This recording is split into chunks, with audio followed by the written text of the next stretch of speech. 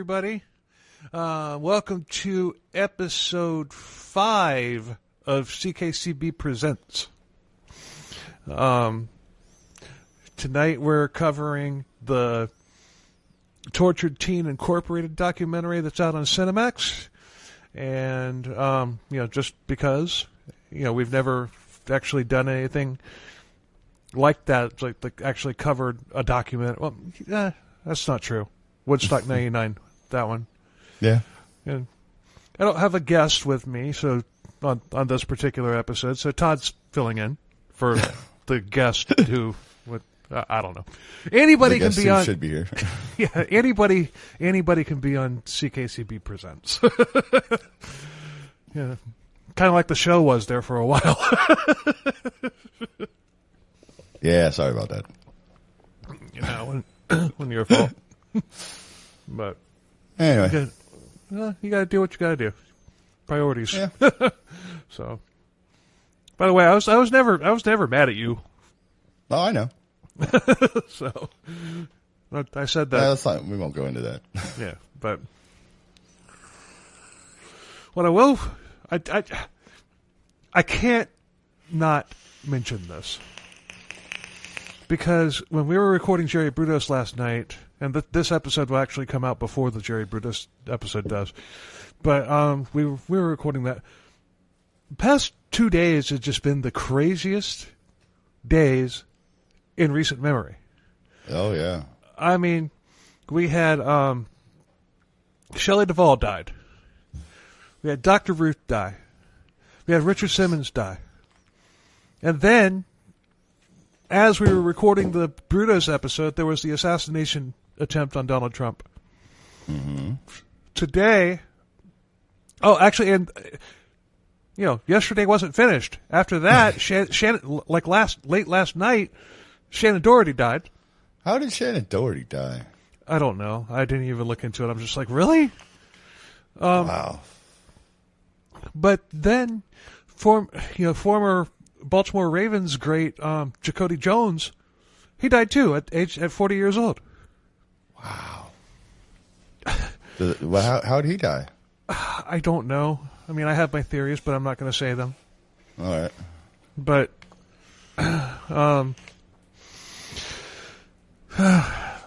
it's just weird.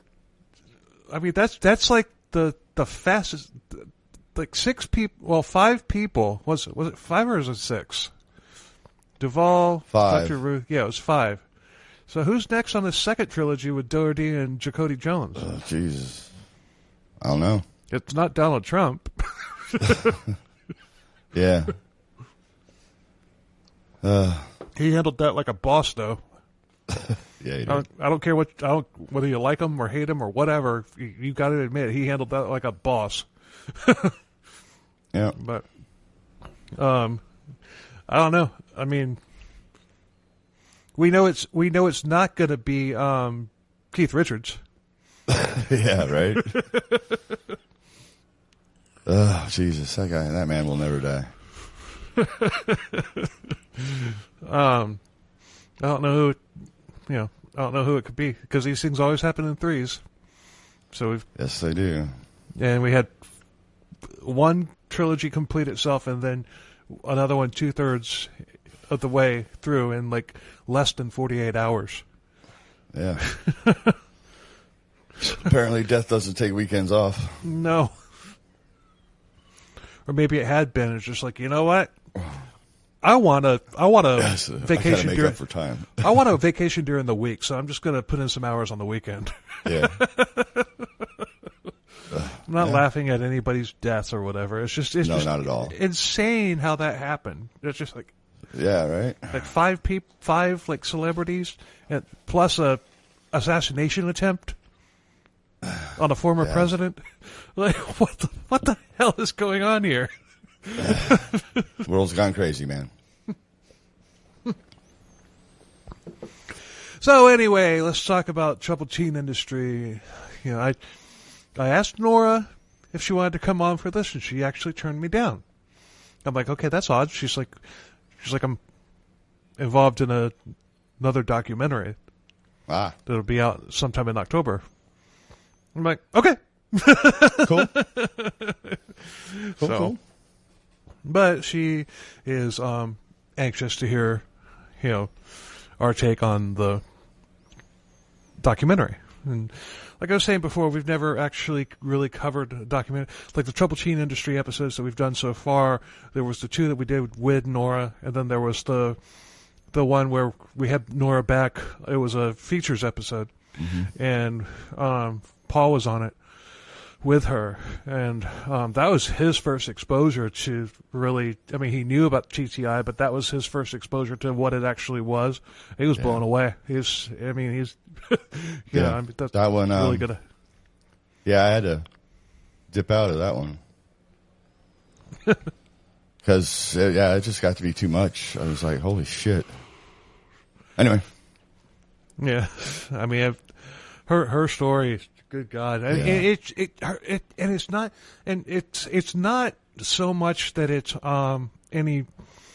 Her story isn't any different than any others, but the shit that happened to her after the fact, which was a direct result of being subjected to that. Like, yeah, I mean, it's just wow, Yeah. So. We're basically just covering the documentary. I mean, with giving our own commentary on it and everything. We're not recreating the documentary. We're just talking about it. So I'm not.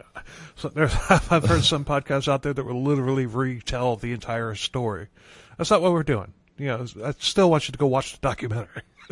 We're just talking about it. So, the Troubled Teen Industry. It's, I mean, everybody that listens to this show probably knows what it is. Anybody that saw the Program documentary that came out earlier this year knows what it is. It's basically cash cows set up to, run by sociopaths that like to abuse kids. Yeah. And it's in the guise of helping troubled kids. You've got these corporations that run these things, basically capitalizing on fear and desperate parents, and it's like, okay, well, we can help your troubled teen out, but show me one teen that isn't troubled. Yeah, right. I mean, they've got all this shit going on in their lives and everything. They've got puberty. They've got, it's just, show me one teen that isn't troubled. I mean, they've got raging hormones going on. Their brain is trying to become more mature and everything. It's just like a constant war in their head with the, with what's going on with the changes in their body. So of course they're going to lash out. Of course they're going to do it. But the Troubled Teen Industry capitalizes on this. They focus in. They're like, okay, well, we can help your kid, so we can fix them. And it's usually psychopaths that are in charge of these things. So. Oh yeah, see, that's terrible. Yeah, so if you had told, and I'm sure I've said this on other episodes, but if you had told me 10 years ago that I would come to admire and respect Paris Hilton, I'd have told you that you were fucking insane. Yeah, right. But now I do respect her. I do admire her. And, because she has like really come out and just basically, I mean, she's not acting anymore. You know what she's putting all her time and effort into? Taking down the Troubled Teen Industry. Yep. Dude, you know what's funny is when I started liking Paris Hilton myself personally, she was in this movie that I just truly love. And I was just like, that's Paris Hilton. That's hot girl. What the hell? What movie? Oh, it was a movie probably nobody's seen but me, but it's Repo, the genetic opera. Yeah, I haven't seen that. She actually sings in it. She sings pretty good. Screams? Sings. Oh. Well, because Scream Queen, that's a thing too. Yeah, it is. So a lot of people, a lot of horror movie buffs love their Scream Queens. So that's why. There's a lot of people, a lot of actors in that movie that I didn't know could sing. that are singing in it, and it's really cool. Anyway. Yeah, the only movie I can think of that's got Paris Hilton in it is, what was it, House of Wax? The House of Wax remake, yeah. Yeah. I saw that too. I didn't care for that. Nah.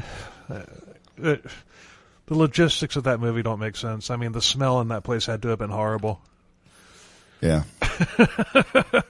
unless you have senseless. Unless you're senseless.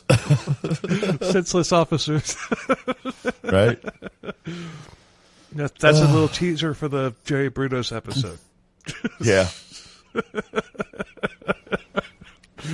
But the Anyway. greatest Dick Darwin segment that's been done so far. Yeah. Paris Hilton, she experienced the trauma and all that stuff as well as, everybody else did. I mean, there was no difference. I mean, when Paris Hilton was part of, was in the Provo Canyon School, I mean, that's where she was. I mean, she hadn't become famous yet at that point, other than the fact that she was the heiress of the Hilton conglomerate. Yeah.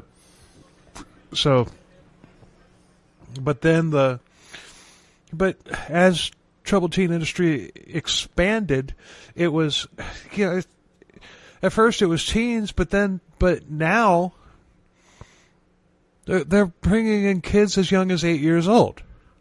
Yeah, that's terrible. Mm-hmm. I'm sorry. I mean, you can kind of give these parents a little bit of a pass for teenagers if you guys are like butting heads seriously and everything. They don't. I mean, I'm not saying that sending them to the Troubled Teen Industry camps was the right thing to do, but what I am saying is, I get it. But if you're sending your 8-year-old off to one of these, you suck as a parent. Yes, you've definitely failed as a parent. Yeah. I mean,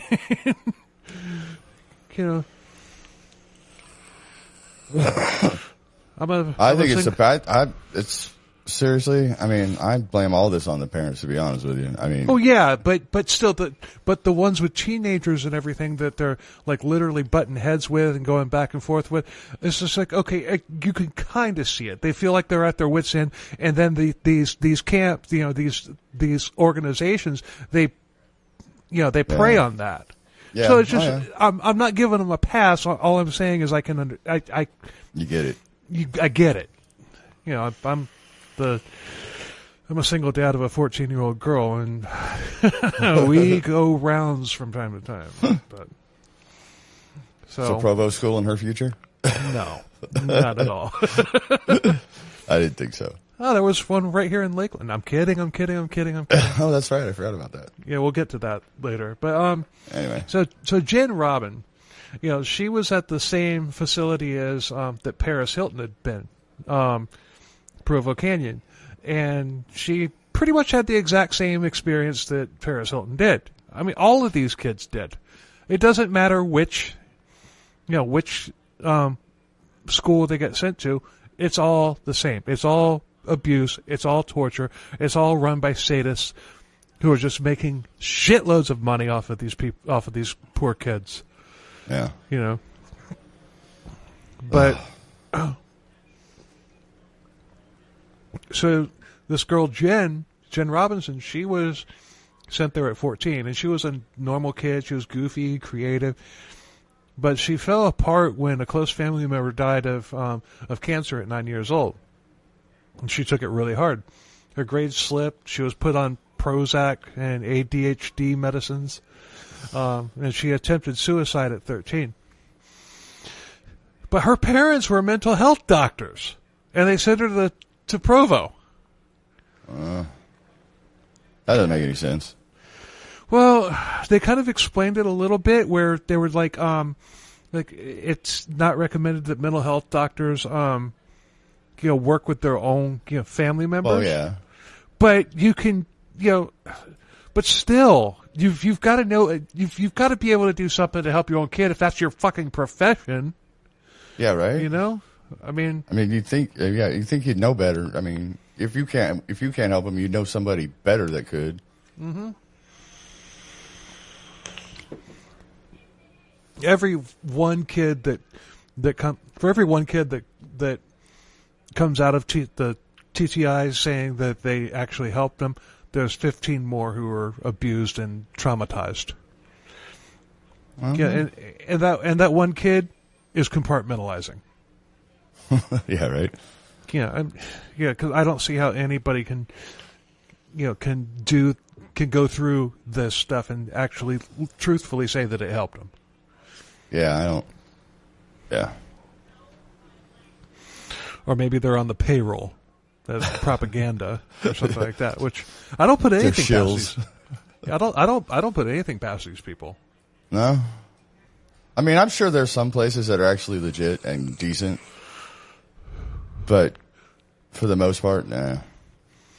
Yeah, I mean, it's just, I've thought about it because I've gotten, I've been, I know we're going to get a bunch of first time listeners off of this episode, but for those of you who might be new, I'm a cult survivor, and and so I went through hell. My stories, episodes 10 and 11 on the podcast, and I'm an advocate. I've talked to a lot of cult survivors and everything. I haven't talked to any troubled teen industry other than Nora, but she was guest and everything. But still, it's just there's a very thin line between troubled teen industry and cult. Yeah, there's differences, but it's basically coercive abuse on both sides.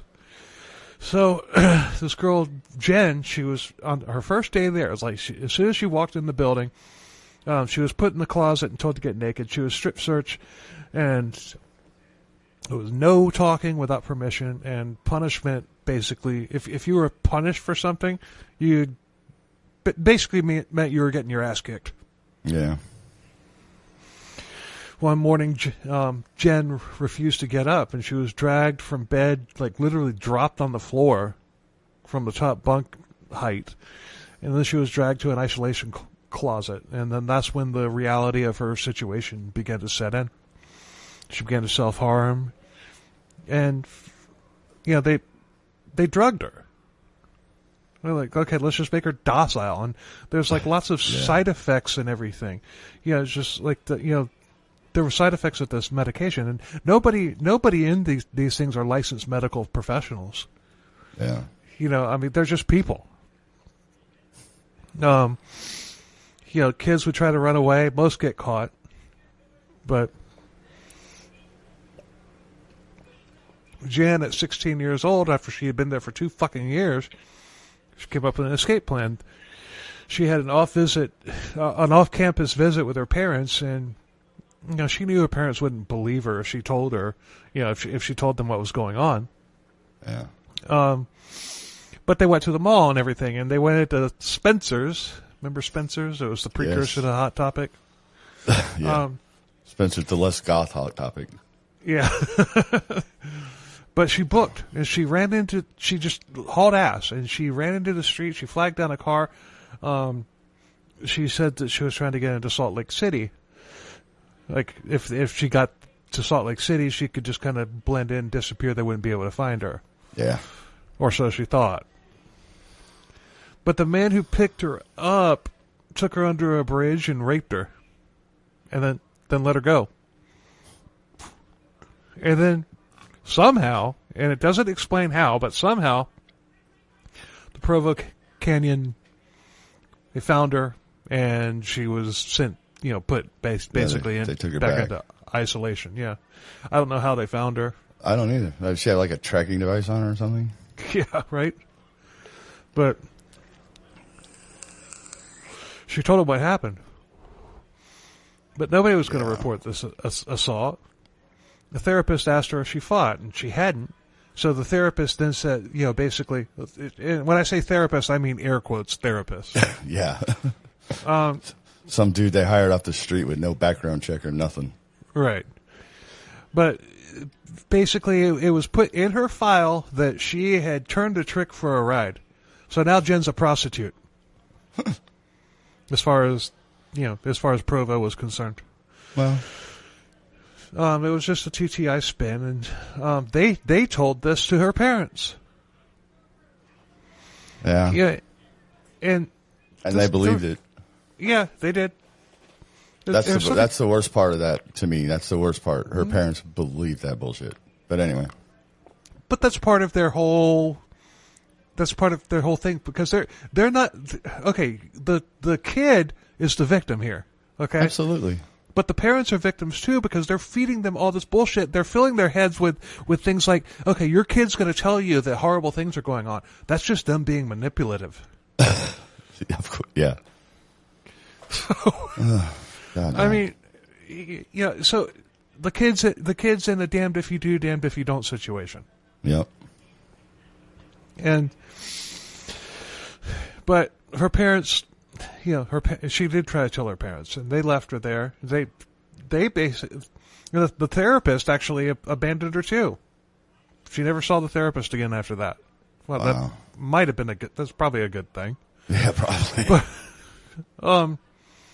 But it was just, it's just bad. Yeah. She was broken, so she did what a lot of these kids do. She figured out that if she follows pretends to follow the program, she would eventually get out of it. Yeah. And she then went home after 3 years. So that would make her 17 years old. So she's basically missed out on the fun part of being a teenager. Yeah. From 14 to 17, that's the fun part. Mm-hmm. When you was brutalized during yeah, raped.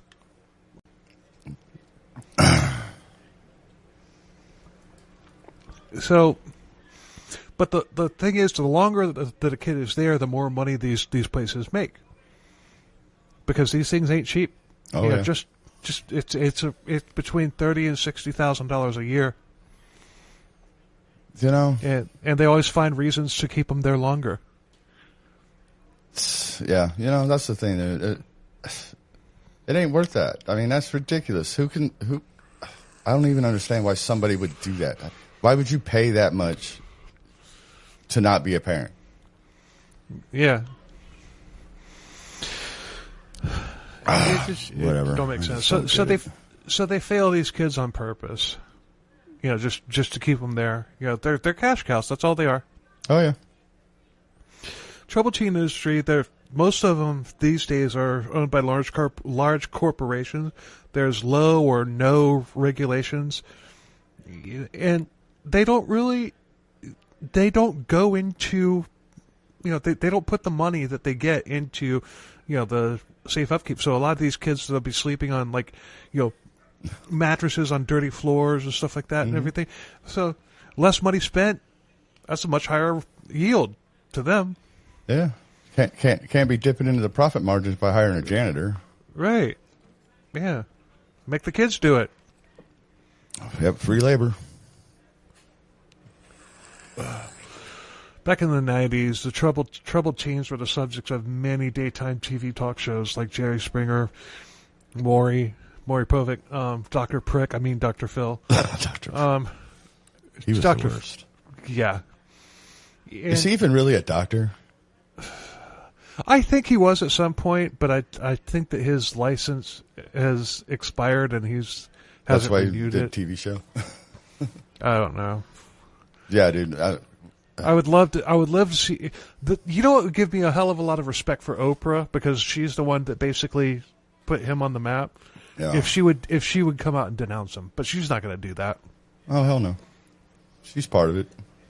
Mm-hmm. Dude, you know what? But what we're getting ready to talk about here, those whole '90s things, dude. I thought that was all just bullshit made up for TV. I really did. Well, we're going to kind of get into that too, but yeah, you thought that. I can remember watching some of those and being like, and just basically buying into it, thinking it's like, okay, look at these fuckers. Look at these fucking idiot kids or whatever. And at the time, I wasn't much older than they were.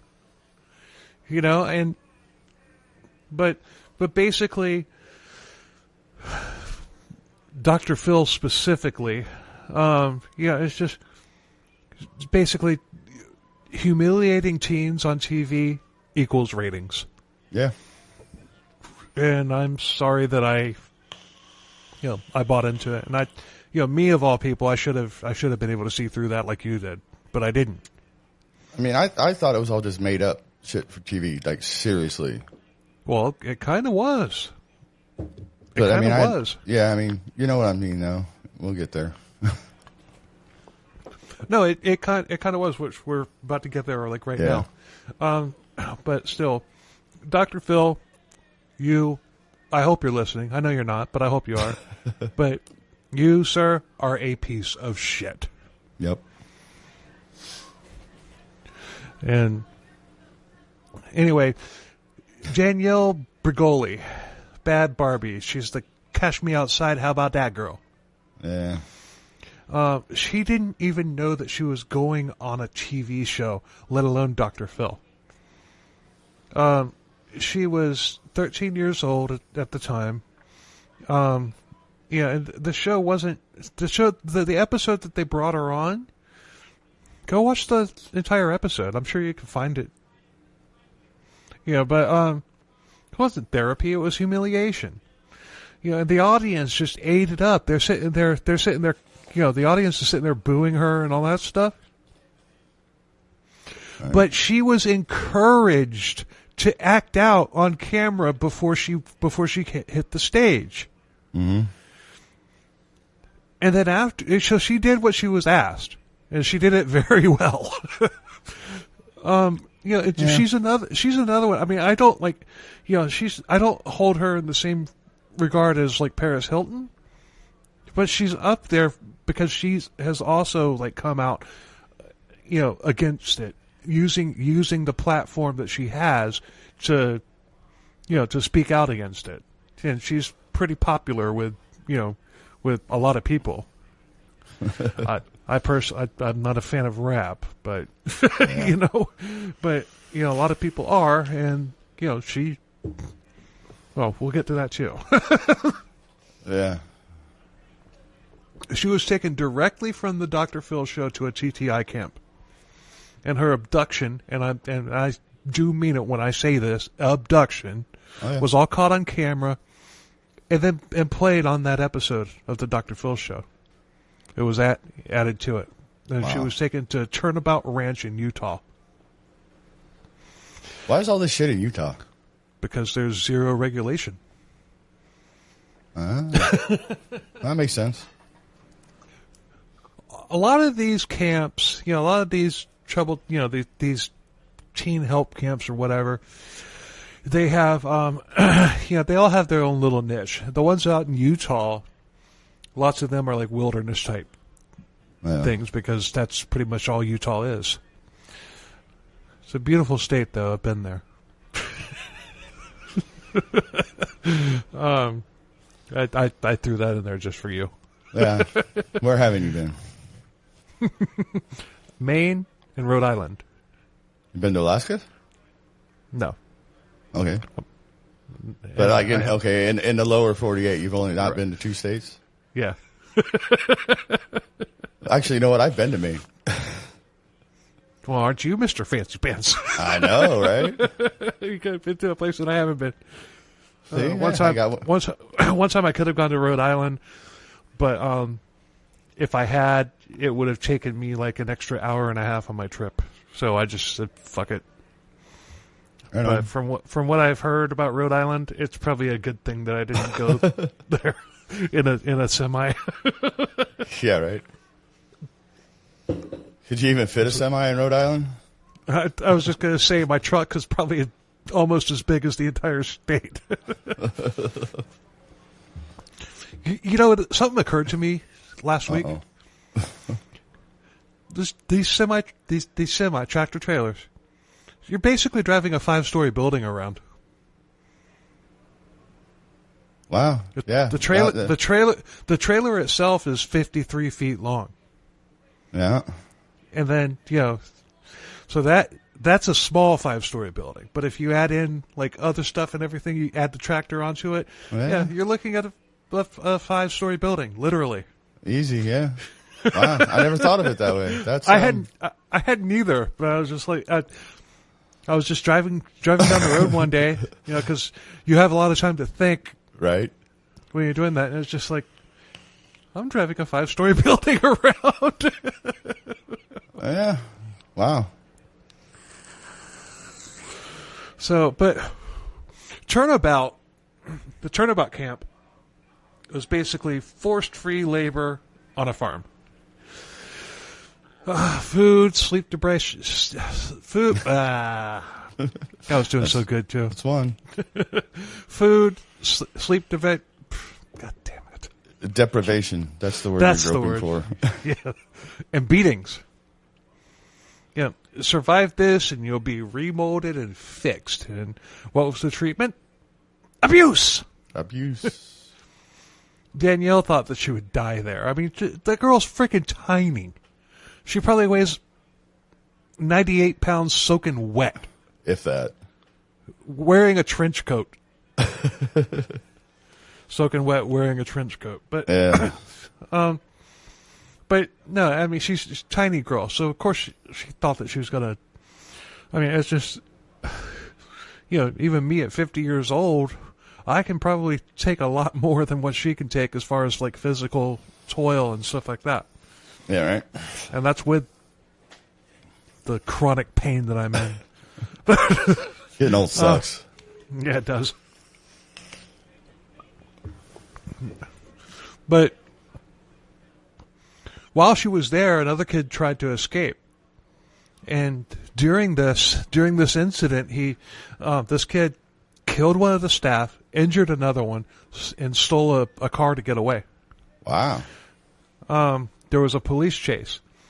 And the rest of the kids weren't even allowed to talk about what had happened. And all the news reported was the kid killing the staff member. And he had tried to kill himself previously. And he had tried to tell about the abuse. The news left that part out. They focused on the bad kid. Basically, troubled teen industry camp, turnaround. Yeah. Camp. They were the heroes, and of course they were. Yeah, the camp was not shut down as a result. That's terrible. It gets even worse. I'm sure. Because parents who put these kids in there, like let's say you've got a teenager that's suicidal. They are flat out, like in their preliminary interviews and stuff like that, they are flat out told not to say that the kid is suicidal. Okay. Because if a kid says that they're suicidal, then there's special things that you have to do. That requires a licensed professional, which these pukes are not. Are not, definitely not. So they're just like, if a parent says, "Oh, my kid's suicidal," no, don't say that. Don't say that. You can't say that. Yeah. So at least don't put it on paper.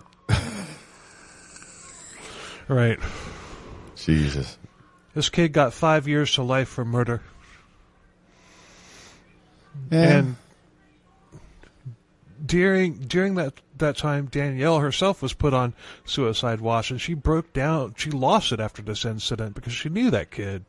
Well, she probably wasn't allowed to talk to him. She just knew who he was. Right. But and she after she was released, she went back to the Dr. Phil show, and she's like, God, I wish she had just unleashed and just told everything that went on while she was there, but they would have like rushed her off stage, and that episode would have never seen the light of day. Yeah, exactly. But what she did do, and props to her because she figured something out, she said there's better ways to get kids help. But then right there on stage, her mom told her that she should say thank you to Dr. Phil. What?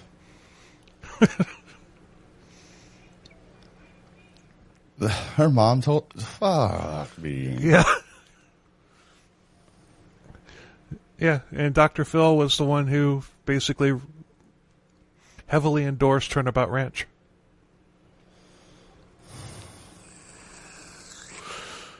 Phil had, do you think he knows what goes on there, or do you think he just thinks it's a good thing?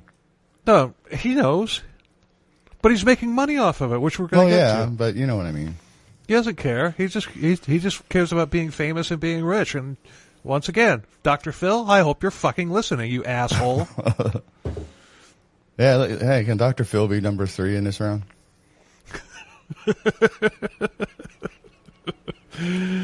Yeah. Dr. Phil, you're more than welcome to come on and talk to us. We'll be nice. No, we won't. You're going to have to mute me if that happens. Damn. But Phil had parental consent forms on all kids that come onto the show. He recommended Turnabout to lots of parents, and he got kickback for every kid that he sent to Turnabout. Oh, yeah. And Phil washes his hands. He's like, I've got no responsibility for the kids once they leave the stage. Damn. That was a pretty good Dr. Phil. That was a pretty good Dr. Phil. That was pretty good Dr. Phil for sure. I didn't even rehearse it. I had it written there, and I just like, just spur of the moment. I'm like, hey, let's try. Yeah, that was a good one. Let's try Dr. All right. Hell yeah. Fuck Dr. Phil. Yep. Danielle, though, got the last laugh, kind of. She's rich. She's got a rep career. She's got a movie. She was on 47 Meters Down, that really bad shark movie. I never watched it because it looked stupid. It was stupid. I saw it in the theater one time when I was sitting overnight at a Best Buy store. And there happened to be a theater in the shopping center. I'm like, I'm going to go watch this. That was the only movie that they had playing that piqued my interest even remotely. So what was the other shark movie that was stupid too? There was one that they recently came out. It was called Under Paris, and it was advertised as like the scariest shark movie since Jaws. That movie was fucking horrible. I mean, it sucked. It didn't even make sense. It's just like, I'm stupider for having watched that movie. There was one that had it's like a girl, she was surfing, and then she got like the shark. There was like a dead whale carcass, and the shark was eating it, and then the shark saw her, and she had to like stay up on this rock and then try to swim to shore. I don't know. I remember I watched it, and it was just like, this is just stupid because sharks don't act like that. No, I've seen so many bad shark movies. I'm a sucker for them. Yeah, nothing can top Sharknado. No. All 6 of them, or whatever many there are. Under Paris came, it tried. And, I mean, at least the redeeming quality of Sharknado was the fact that it was supposed to be stupid. Supposed to be stupid, yeah. But this Under Paris movie, they were trying to be serious, and it was just horrible. It was so. I've heard. I mean, I haven't seen it, but I haven't even watched anything about it, like on YouTube or anything, like I normally would. But I've heard about it. Yeah, and the ending is just like, how does this even make sense? It doesn't. There's nothing. Right. It's just. Anyway, it's just the way all. Yeah, it's just. But if I hadn't seen the thing about it's the greatest shark movie since Jaws, if they hadn't gone at it like that, I would have watched it. I would have been like, okay, this is so good it's bad, right? Or this is so bad it's good, know. But no, they had to say it's the best shark movie since Jaws. It might have been the best shark movie since Jaws 4.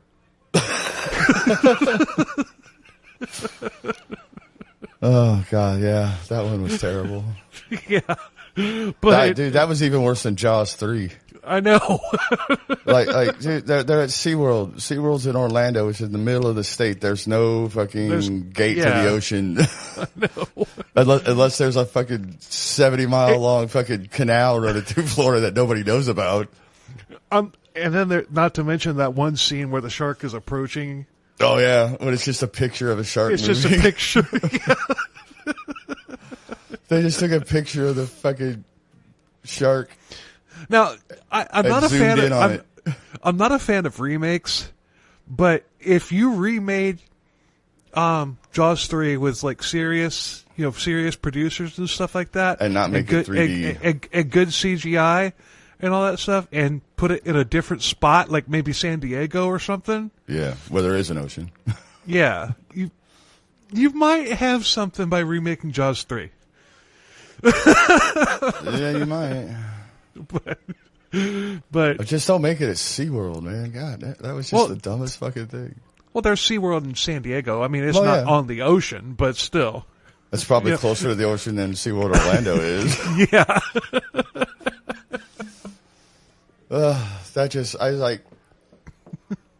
I don't know how somebody went, okay, people believe that. Yeah. Everybody in Florida is just like, huh?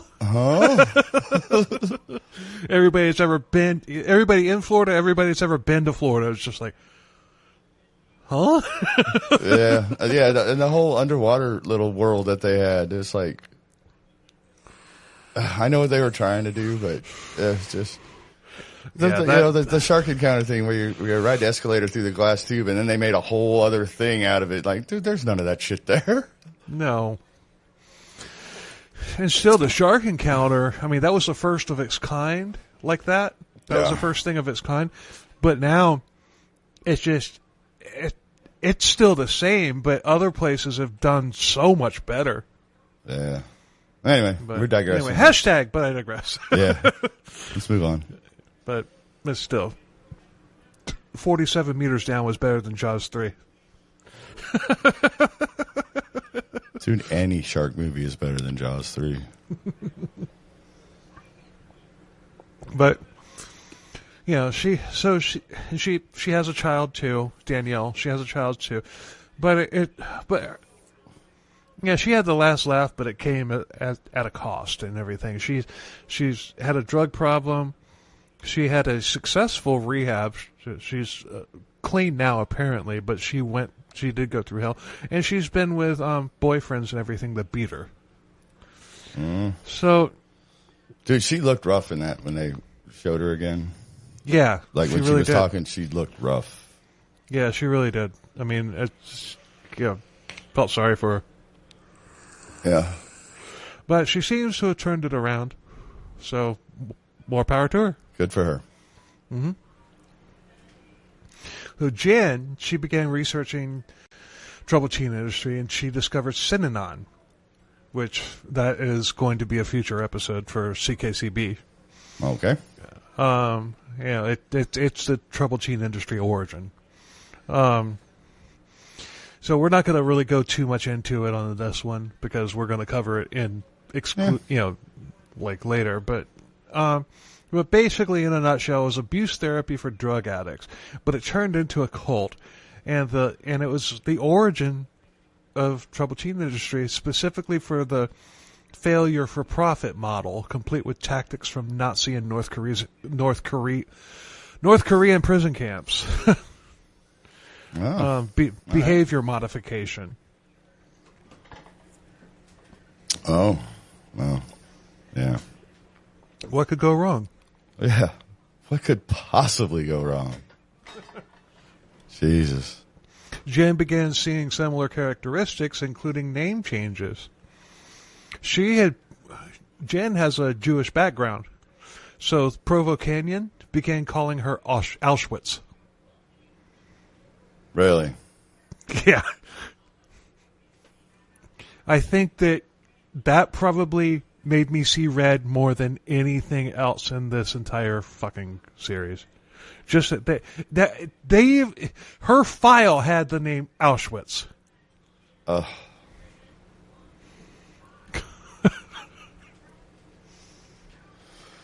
Okay, yeah. I got nothing for that. Yeah, it's just what makes me wonder what they called black people. Yeah. I'm not even going to speculate. Yeah, no shit, right? Yeah, I don't want to get canceled. Even you know, I don't know. I don't know. It just pissed me off. It's just like when they said that was the first thought I had. I was like, gee, what are they calling black people? Right. You know, and it's just, if they're going to call a Jew, somebody with Jewish heritage, Auschwitz, I don't want to know what they would call a black person. Yeah. Yeah, no shit, right? That's terrible. Oh, yeah. Let's move on. Yeah. One of the featured speakers on the doc was sent to a TTI program called The Seed, which was founded by Art Barker in 1978. This was in Florida. And that really? Come on, man. Florida's got a bad rap as it is, dude. We got to have this shit now. Well, but it's on my board. It's been added to the list. We're going to cover that one. Yeah. But that was the end of part one. So let's continue. And the way these things do, it's just like the second part picks up right after the third part, or after the first part, and then the third part picks up right after the second part. It's just one story, just chopped into three pieces, like we probably should have done with the Jerry Brutus episode. But that'd have been too short then, man. Yeah, it would have. It'd have been three like fucking 45-minute episodes, just like this show is. Well, I haven't finished this one. I haven't finished it. I've barely gotten started editing Jerry Brutus. We recorded that episode for 3.5 hours, and there's a possibility that could be our longest episode to, one-part episode to date. So, yep. And if it's not, it'll be close. It was fun, though. We had a blast recording it. Yes, we did. That was one of the craziest stories that we've ever covered on this show. We only recorded for 3.5 hours. See, why it felt like so much longer than that. Well, that was because I had to stop and go somewhere. I mean, but we know that. But I mean, just like maybe that's why, because there was we had a break. There's two parts. One part was an hour long. The other part was 2.5 hours long. Yeah. So anyway, hashtag but I digress. Again, here we go. Yeah, but that's a promo for the episode that's going to follow this one. Yes, so we're shameless self-promotion. I got it. Yep. So, this man, it's on the documentary. His name's Evan, and he was sent to the Seed at 13 years old, and he was kicked out of school in Cleveland for selling fake joints. Okay. Rolled up cigarettes? I don't know. But was he rolling like oregano or? It might have even been just tobacco. Who knows? But yeah. What happens if you smoke oregano? I have no idea. Neither do I. I don't want to. Yeah, I have no desire to know. You'd be coughing out like a minty flavor for like a week. You walk around like tasting pizza everywhere. Yeah. Or spaghetti sauce.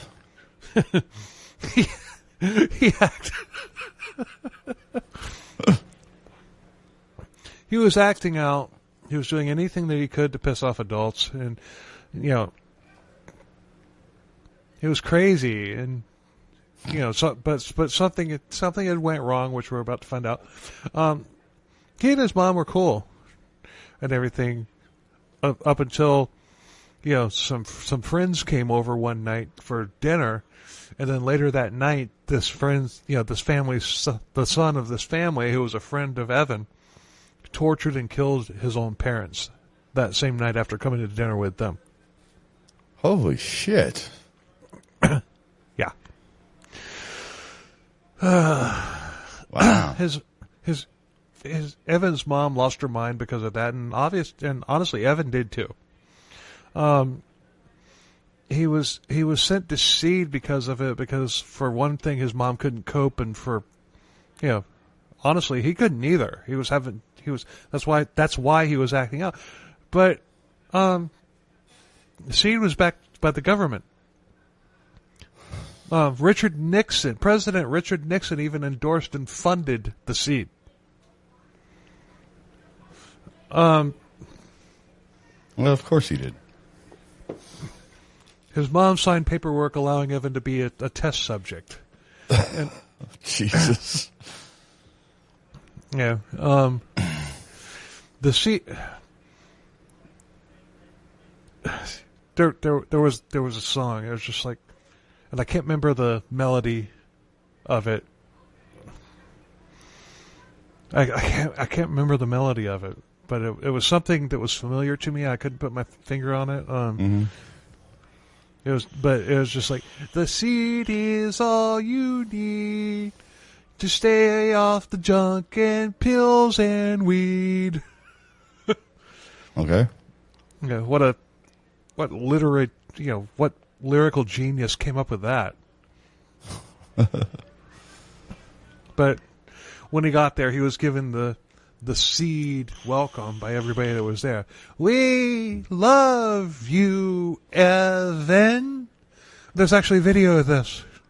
Okay. I'm not even exaggerating. Oh, I believe you. He was not allowed to say one word to anybody for the first 3 days. There's no privacy. People held him when he had to take a piss and watched him when he took a shit.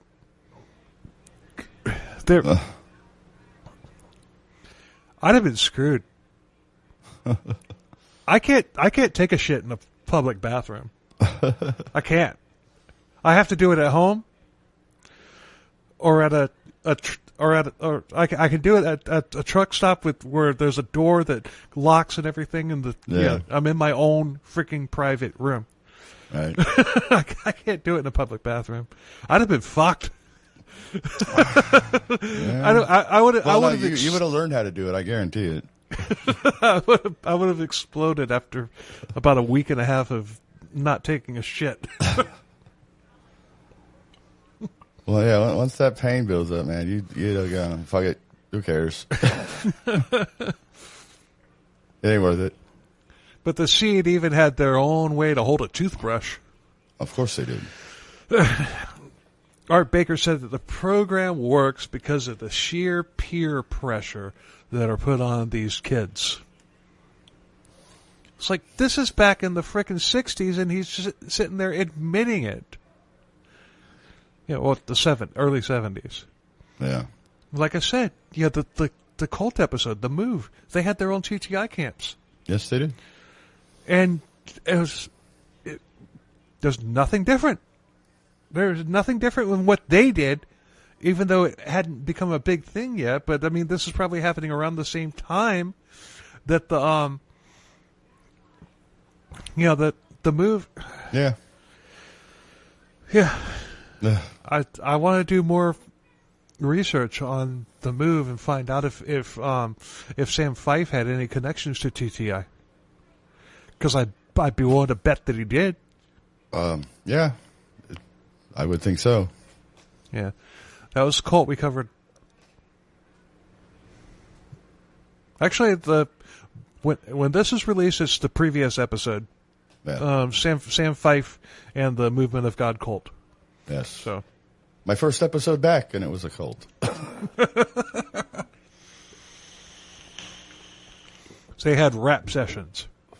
Rap sessions was where the new guy stands up and he's attacked by everybody, belittling him, and they're forced to just sit there and take it. If they retaliated anyway, there would be hell to pay. The goal was to make them admit that they had a problem. But once they finally, so right out the gate, they're breaking you. You know, Yeah. It's like, this isn't going to stop unless you submit. So, but once that happens, then there's love bombing. We love you, Evan. Yeah, I could tell. He kept a journal. 23 days into his stay there, Evan was belittling himself in this journal. Yeah, and they had basically erased his identity, and he was along with it.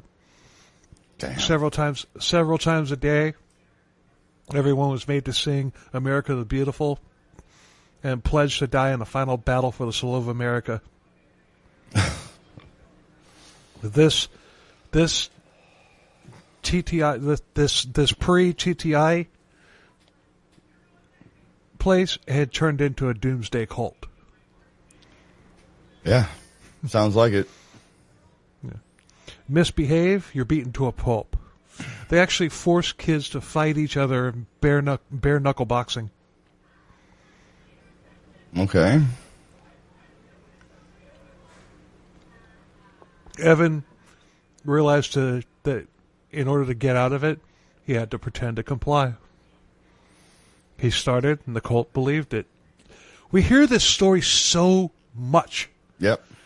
All these kids figured out. I just got to pretend. Yeah. You know, you haven't broken me, but you know what?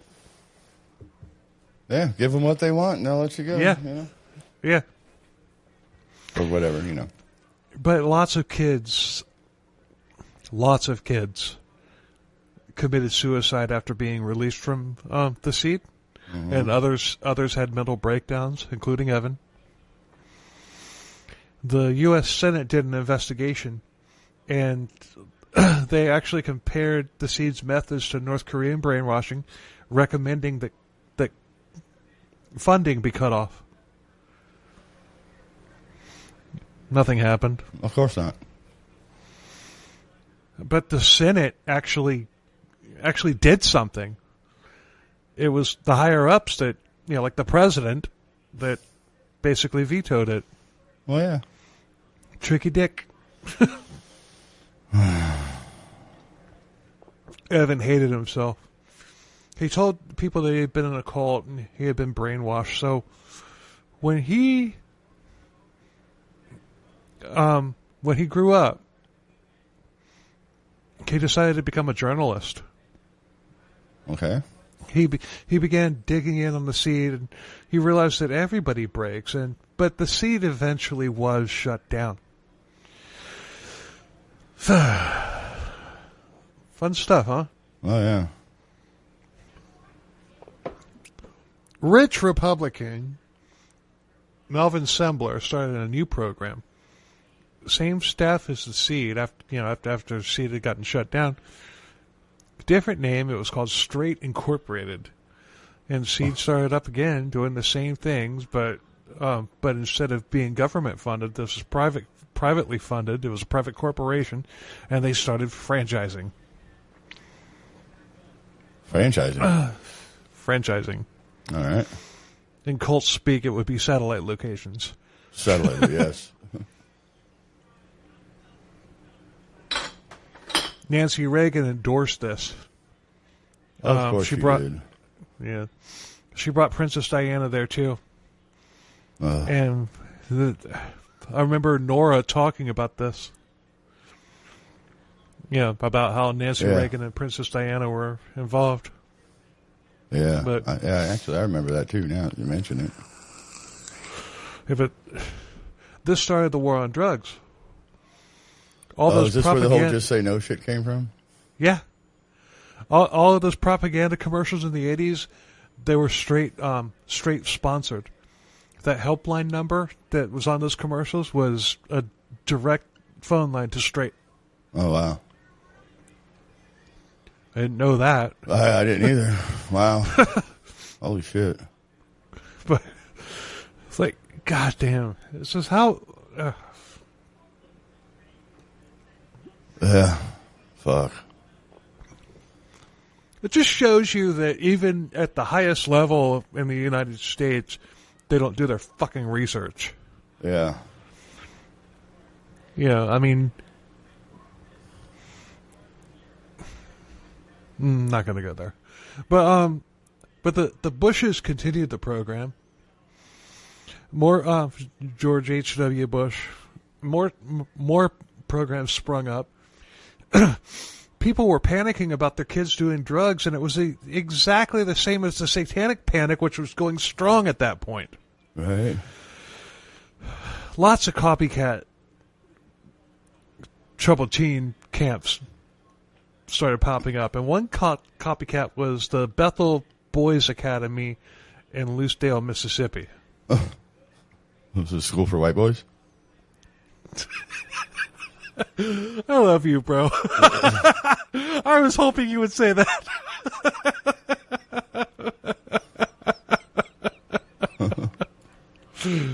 Well, you know, I had to. Yeah, it was a school for anybody whose parents had money. So you had money, right? Yep.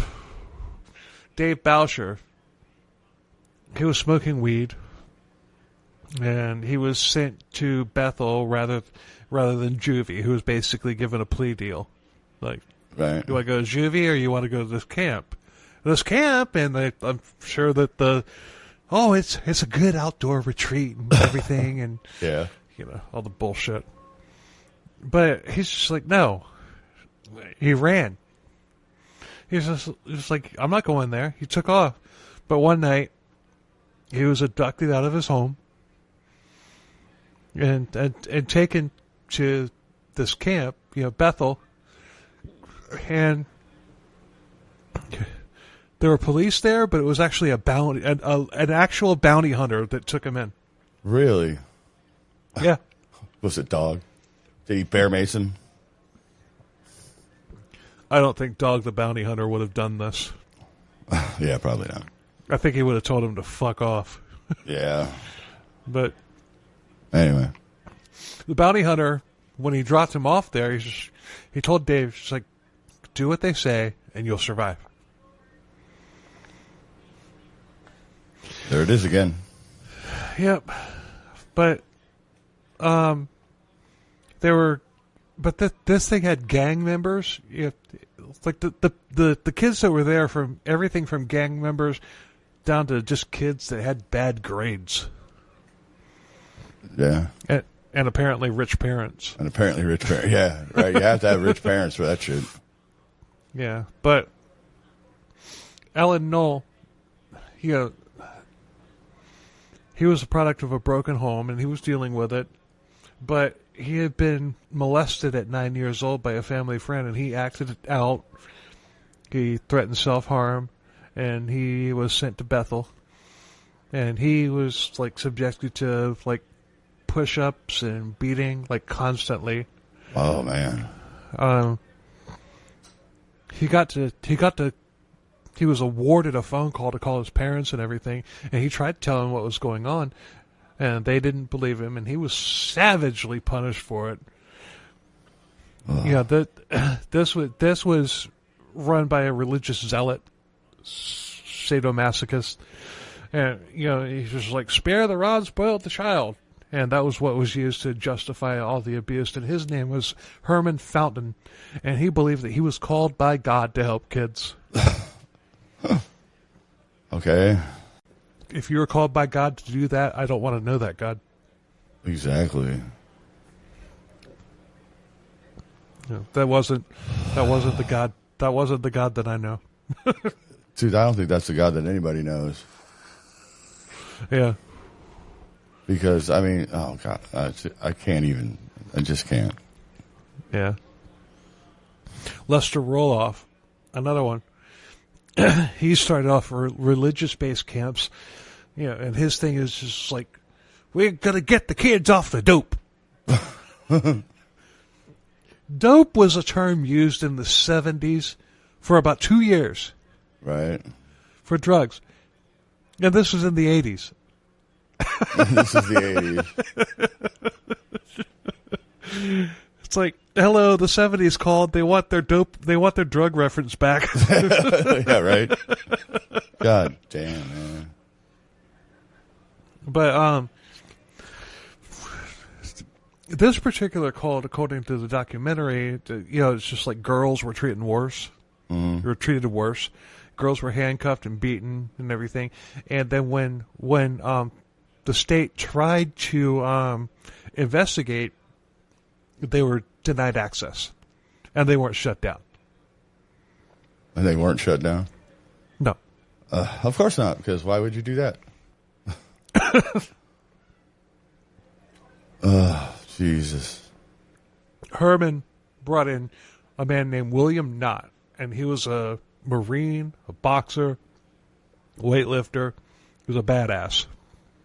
And he was a psycho, too. Of course he was a psycho. He was put in charge of the kids. You know, push-ups. If you're not doing them fast enough, he'd punch you in the face. This piece of shit actually had a pit bull trained to attack on command. Oh. Killer, sick balls. You know, you're 100% right on that. Because or whatever it was, chopper sick balls. That's what it was. But I didn't put this in the notes, but in the documentary it said that he was trained to go after, the dog was trained to go after the groin. Yep. You nailed that one. But another thing that he liked to do was waterboard, and he also had this other thing. It's like when waterboarding wasn't working, he would drown and resuscitate. Oh, fuck. Yeah. He left Bethel to start his own program, the Restoration Youth Academy in Alabama. There he was in charge. He was able to do whatever the hell he wanted. And it was obviously much worse than what was going on at Bethel because he was basically left to his own devices. Right. Piece of shit. God damn, dude. That's terrible. Fuck my life. Mm-hmm. But he was arrested and indicted on 24 charges of aggravated child abuse, and he was sent to prison. As far as I know, he's still there. Oh, well, let's hope so. Fuck. Yeah. If not, then he might be coming after us. Well, and yeah, well, yeah, that's true. Boom.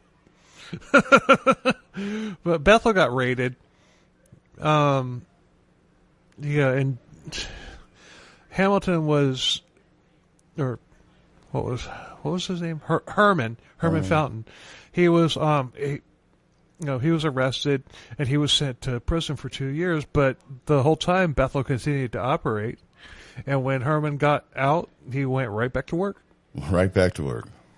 Yeah. Of course, because, why not? Yeah. Allen was violently beaten, and one time he snuck into an office and called 911 after he was viciously beaten. Cops came, but they sided with Herman despite severe bruises all over him. Yeah, and the police had to have been getting a kickback. Had to have been. Yeah.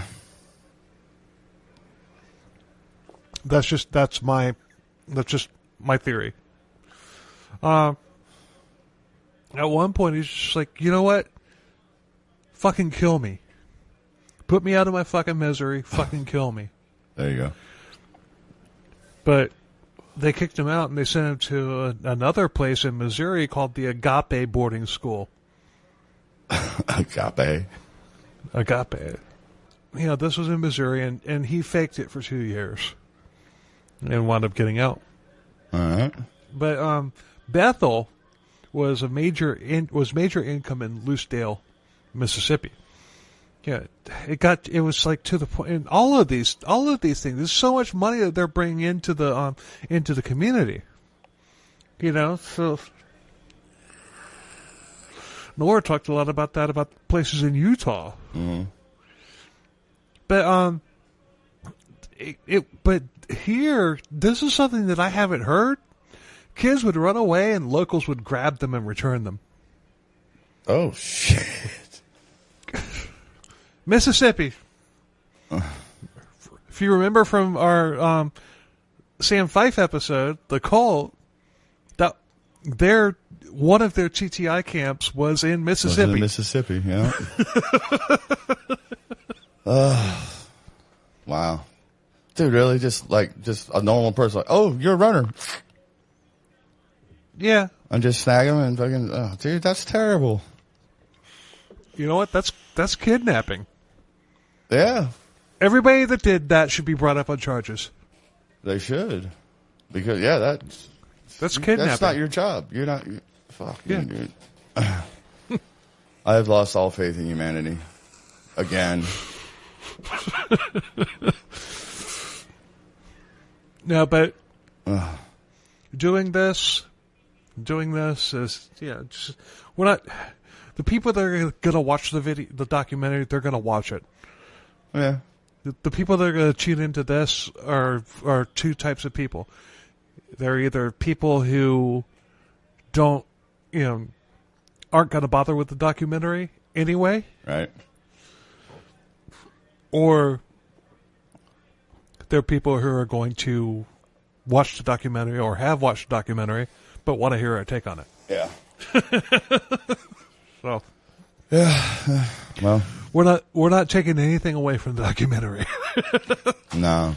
But the documentary was really good because this one, the other two documentaries, there was the program and then there was another one that I watched. I can't remember the name of it, but those were like specific to one particular institution. This is covering a bunch. Yeah. And you know what? I kind of like this one. Well, I don't really like it, but I mean, no, I hate it. I mean, as far as documentaries go, it's really good.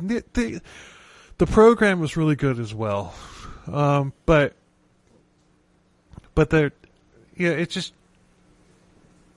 it's getting the word out there. Yeah, and that's what needs to happen. Yeah. Because there was people like me that had no idea this was going on. Right. Like the stuff we talked about earlier, I didn't realize that it was a thing. I thought that was just shit they made up for TV. You know what I mean? And some of it was, I get that. But I didn't realize that there was this whole... Oh, Dr. Phil's a pipeline. Yeah. Dr. Phil is a pipeline to funnel money into these things, and he gets kickback for it. Yeah. He's a piece of shit. I mean, I had no idea that this was a thing, but... And he plays it off like, I just care. It's just, he is a very good actor. Yes, he is. If you don't know, because like I said, I even bought into it back in the 90s. I even did, but I hadn't made the connection that I had been raised in a cult yet. Oh, there you go. Yeah, so it's just, anyway. I'm happy. I'm happy to join this fight against the troubled teen industry and be their ally. I didn't go through that, but I went through something very similar. And me, on the complete opposite end of the spectrum, nothing really bad has happened to me, to be honest. This is for the new listeners. Back when we did episodes 10 and 11, like over 2 years ago, Todd had no fucking clue that I had even gone through that. No, he never told me. It just never came up. And yeah, I told other people and everything, but it's just like whatever. Yeah, we had lots of other stuff to talk about. Yeah, I know.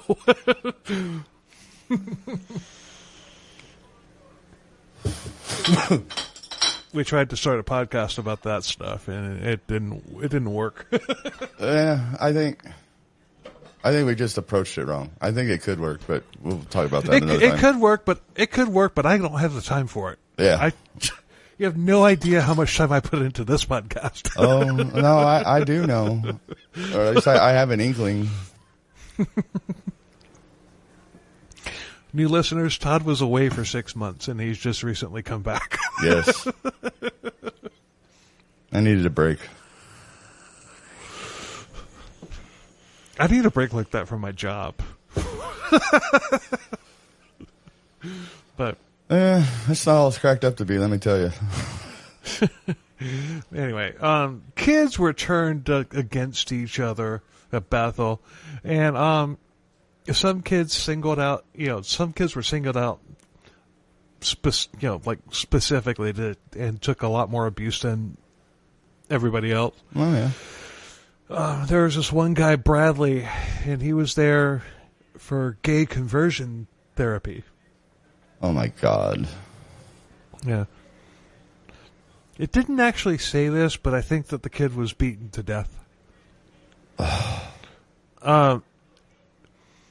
He was like constantly beaten and everything, and at one time, this is run by a religious person, a quote unquote religious person. Yeah. But at one point he was like forced to grab electric fences to shock the gay out of him. Because that'll work. Yeah. That's terrible. That is. You can't.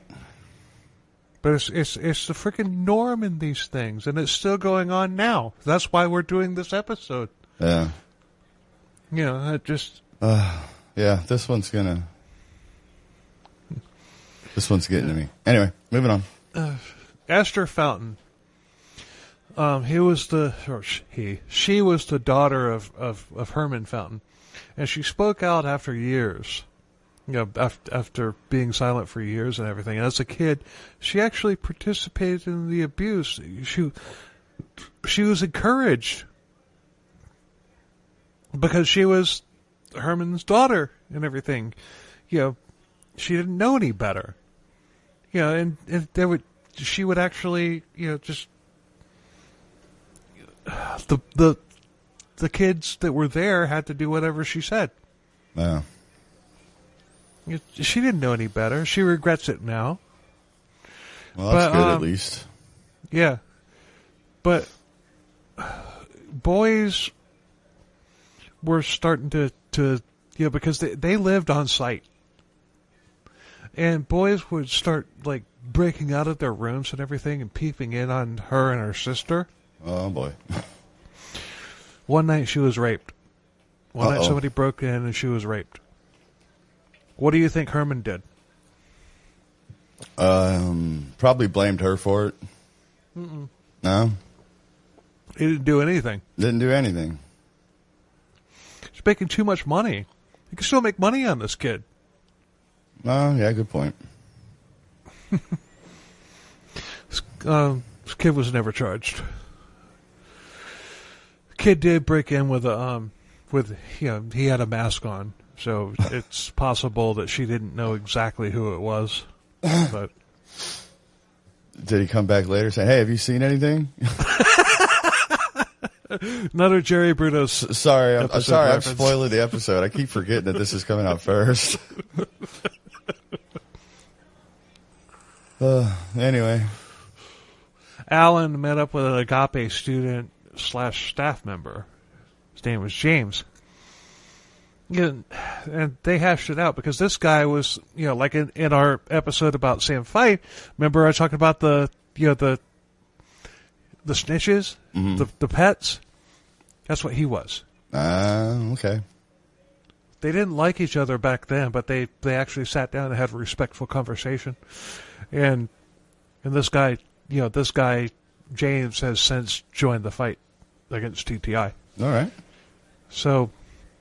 But it just, James actually described how kids were subdued and restrained for hours. And it was just like they would physically hold kids down. And after like a couple hours, somebody else would come in and take over, hold them down and everything. But, he had actually completed his stay at Agape. And they wanted him to stay on as a member, as a member of the staff and pay him. Okay. If you had suicidal thoughts, you need Jesus. Yeah. Agape even had police officers on the payroll. Yeah, pretty much. It didn't say that, but the cops are going to hate us. one former student, one former TTI victim became a cop, and then he wound up becoming like a what is it, resource officer? Yeah, I think so. Something like that. He believes in the program. He's blind as a bat. He's complicit, and it's the money. Yeah, It's the money. it's terrible.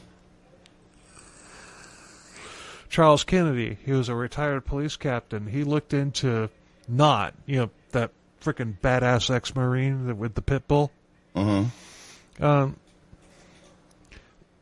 Charges were brought to Bethel, and Bethel actually got closed down. And they were awarded to pay $900,000 to various victims. All right. But that's what made him go after Knott, because remember, Knott went to Alabama, and Kennedy's, he had opened up his TTI thing in Kennedy's town.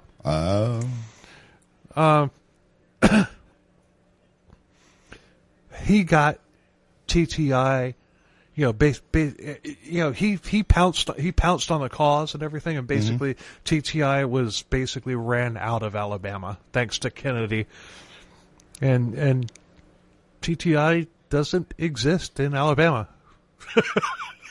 Good.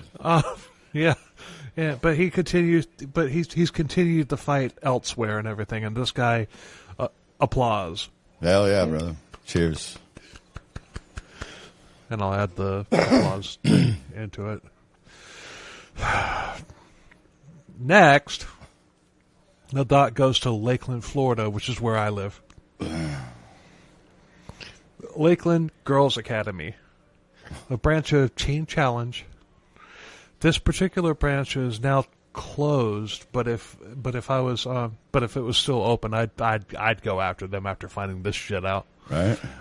It closed in 2022. Before we get into this, I got to talk about Teen Challenge. Okay. Because there is a Teen Challenge camp in Merritt Island where you live. Oh. It's off of Hall Road. It's off of Hall Road, north of the barge. Oh, it was. Barge Canal. Oh, it got shut down? No, never mind. Now that I know there's one close to me, it might be shut down. I didn't say that. There's a book that I haven't read it yet, but where it's called I Shouldn't Be Alive. And it's about this woman who was just basically went through fucking hell, and she was at that facility in Merritt Island. Wow. Yeah, and it's there. But I know. And I kind of told this. I told the story in the other features episode that I did with Nora and with Paul. But when I was like 16 years old, I went to I was in church because it's just like as soon as I moved in with my dad, I got involved with the Christian rock crew. I'm not going to name any names, but you know who I'm talking about. Well, I do. Well, yeah, you do. I mean, it's like the ringleader of that. We've both been in bands with him as a lead singer. Yes. But I was going to the Word of Life Church over there in South Merritt Island, off of Courtney Parkway. You know where I'm talking about. But I think so. One night, like I said, I hadn't made the connection yet that I was in a cult. But one night we were there for the special event and everything, and it was they had people from Teen Challenge there, and they were putting it up to be like oh, this it's great for people that had like teens that have problems and everything. It was a youth group event basically, and they're up there, they're talking, they parade these kids up on stage and everything, and they're basically reciting propaganda about how great Teen Challenge is and all that stuff, and it got fucking weird. Okay. Because they started singing this fucking song.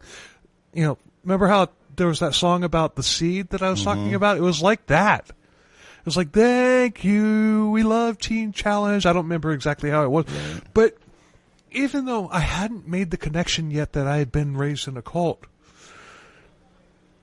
I had to have been the only kid there that was thinking about this. It's just like, there's something wrong with this. Right, yeah. There's alarm bells are going off. Yeah. And the thing is, like I said, I didn't realize that I had been raised in a cult. I just thought I had been in a weird, wacky church, which is basically a cult. But I hadn't made the connection yet. But when I was like, they're singing praises to Teen Challenge, I'm like, we're in church. We should be singing praises to God. Yes. And it hit. I remember it. I'm sitting. I can remember being there when that was going on, and I was just like, I was just like going, I'm thinking to myself, I didn't say anything about this to anybody. I kept it to myself. Right. But I just remember saying, this is not right. And that was fucking Teen Challenge, and they were from that, that place in North Merritt Island. Yeah. And I was just like, what? It's just, and it just dawned on me, like when I started, after like getting in touch with Nora and all that stuff, I start doing my own research into TTI and everything. Teen Challenge comes up. I go, whoa, hold on. Hold on a second. You're like, I knew it. I'm serious. I had to be the only kid there that even thought that it, even remotely thought that anything. Well, was you were wrong probably the with only that. kid there that was in a cult. Yeah. Even though you didn't know it. Even though you didn't know it at the time. But yeah, dude. So, I mean, dude, yeah, that set off alarm bells in your head. Mm-hmm. That's wow. Yeah, it's just Teen Challenge. Yeah, fuck Teen Challenge. Fuck you. Anyway. Hashtag, but I digress, but not really because it was on topic.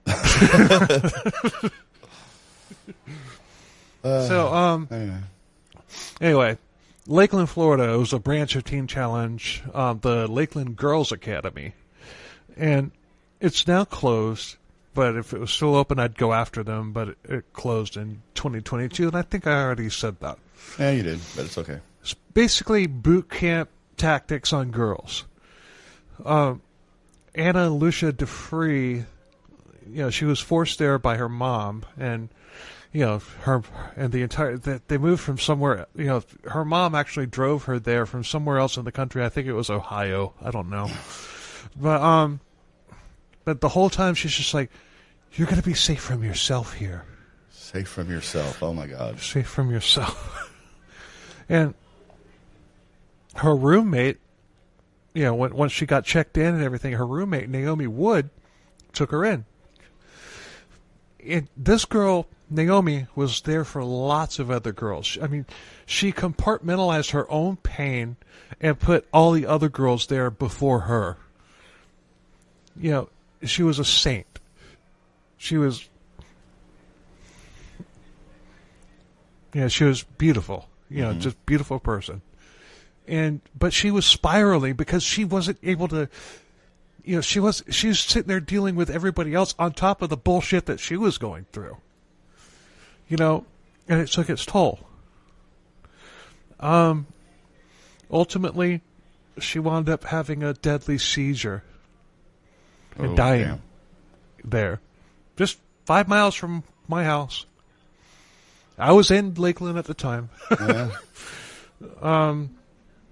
Knew nothing about it. Didn't even know there was a Teen Challenge facility there. If there had, I might have, I don't know, even before the podcast started, I might have, I don't know, I might have done something. I don't know. I don't know what I would have done if I had known. But Paris Hilton, in one of her many speeches, she brought up Naomi specifically.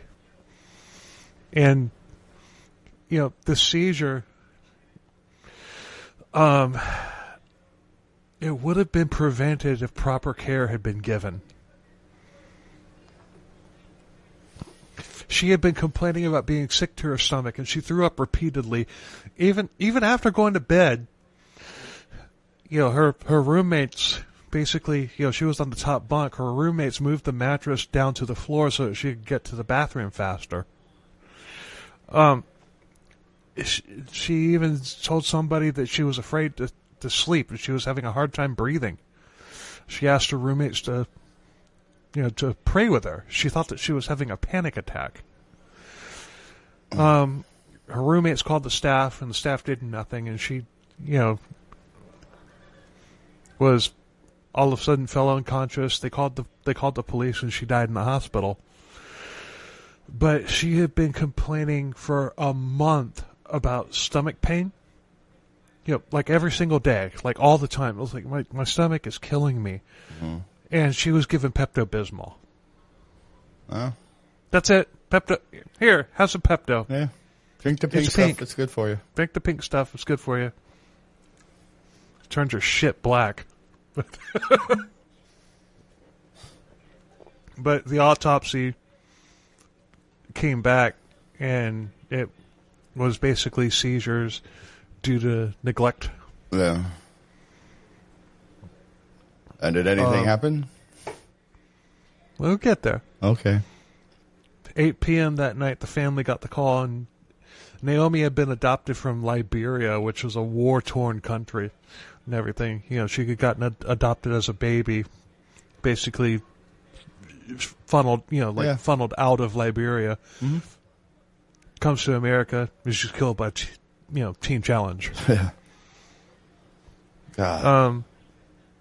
Teen Challenge is the largest TTI program that there is. It's very well connected, and it was even endorsed by George W. Bush. At the Lakeland Girls Academy, anytime a girl complained about illness or pain and everything, they were faking it. But after Naomi died, the girls revolted. Right on.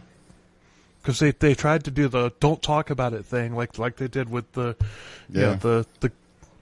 with Danielle, the Catch Me Outside girl. Mm-hmm.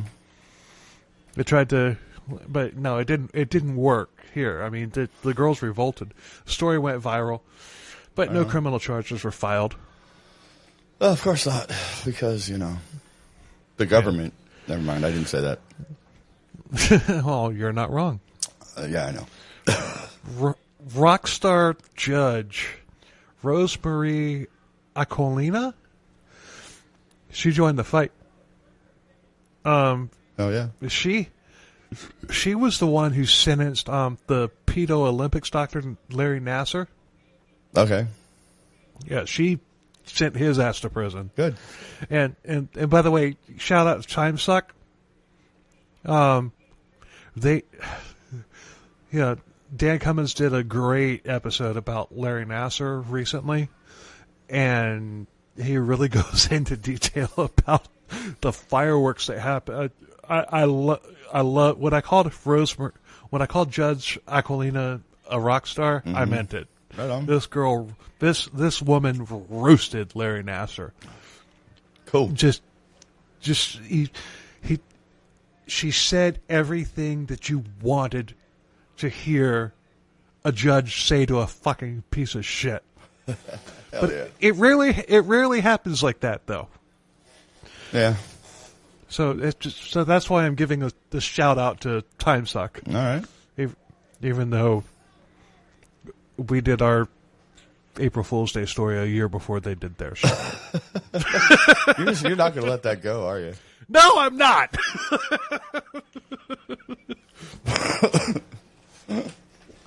Fuck. Anyway. Judge Aquilina met with Naomi's brother Nehemiah, as well as other Lakeland Girls Academy survivors.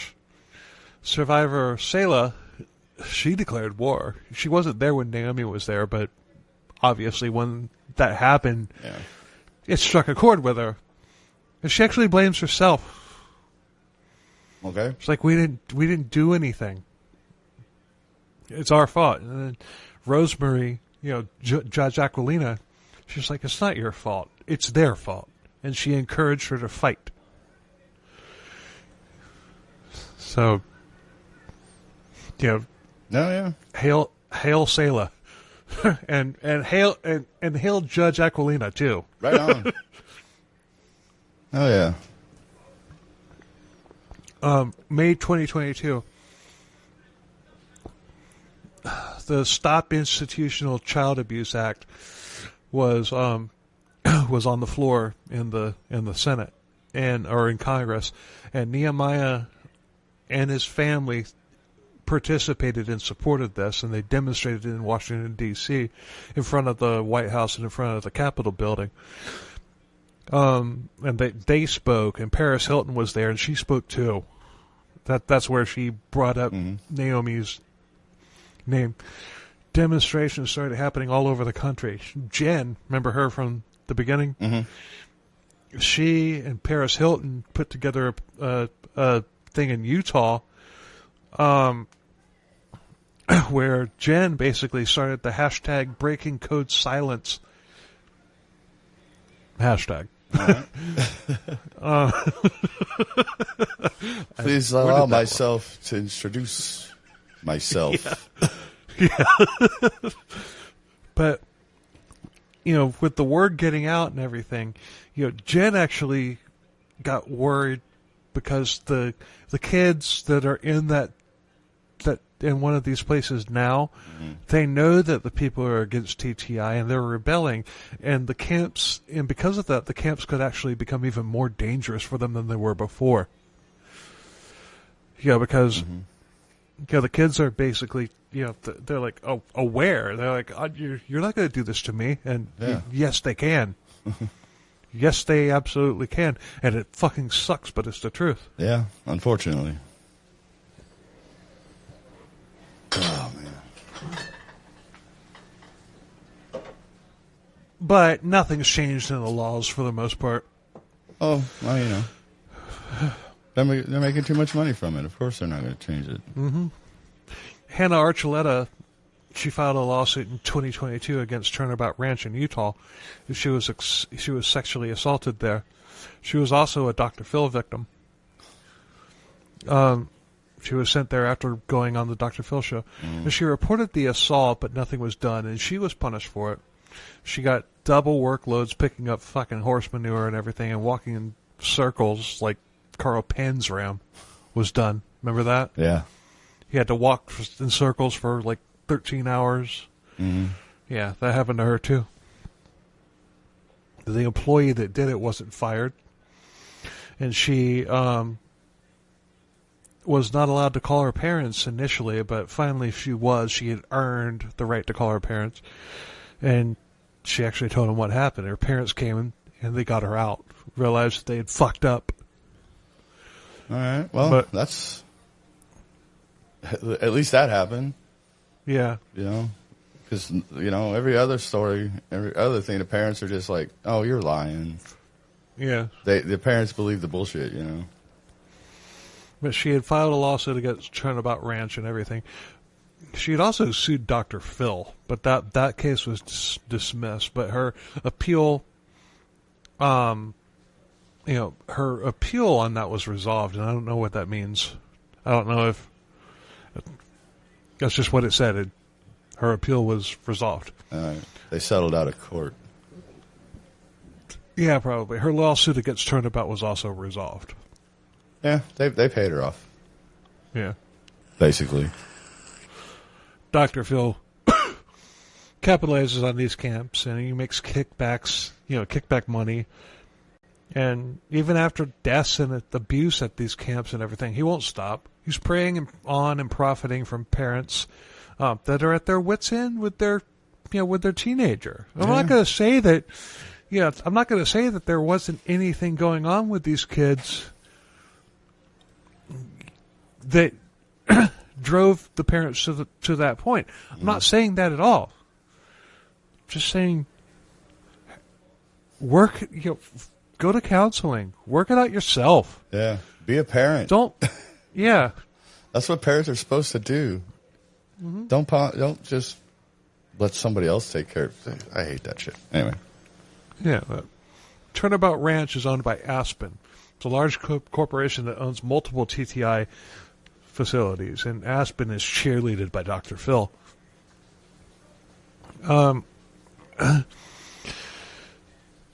There's some out there that even actually in their brochure they list sexually provocative acts as treatment. Elizabeth Anderman went to, get this, Mount Bachelor. Okay. Not the best name for a treatment facility. No. Wonder what went on there. I'll tell you.